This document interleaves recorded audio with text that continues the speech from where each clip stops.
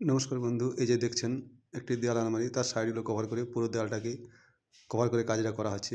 এবার কীভাবে কাজটা করছি সেটা দেখুন। এই যে আমরা যে র্যাকগুলো বানিয়েছি সাইডে কভার করার জন্য, এই র্যাকটি বানানোর পর অবশ্যই কিন্তু এগুলোতে স্ক্রু স্ক্রু দিয়ে দেবে, যাতে করে এটা মজবুতিটা আবার বেড়ে যায় অনেক গুণ।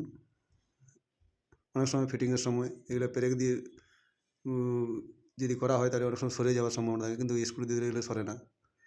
এই যে দেখছেন এগুলো এবারে আমরা ওই কোণাটাতে এটা ফিটিং করে দেব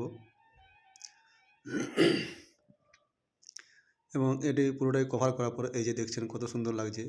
আমার চ্যানেলটাকে অবশ্যই লাইক, কমেন্ট এবং শেয়ার করে দেবে এবং অবশ্যই সাবস্ক্রাইব করে দিতে ভুলবেন না। অবশ্যই সাবস্ক্রাইব করে দেবে যারা নতুন দেখছেন।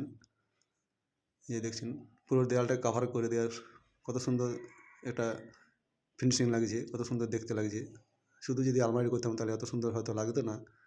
যে আলমারির সাথে যে সাইডগুলো ছিল পুরোটাই কভার করে দিয়েছি এবং আলমারির নিচটাতে দুটো পাল্লা করে দিয়েছি। দেখছেন খুব সুন্দর একটি ডাইনিং স্পেসের মধ্যে আছে। এটা ডাইনিং স্পেসে খুব সুন্দর একটা কিন্তু লুক দিচ্ছে। এটা ইচ্ছে মতো আপনারা ফাঁকা জায়গাগুলোতে সাজিয়ে দিতে পারেন। দেখছেন ওপেন বক্স আছে এবং উপরে কাঁচের বক্সগুলো আছে। Thank you, all the best.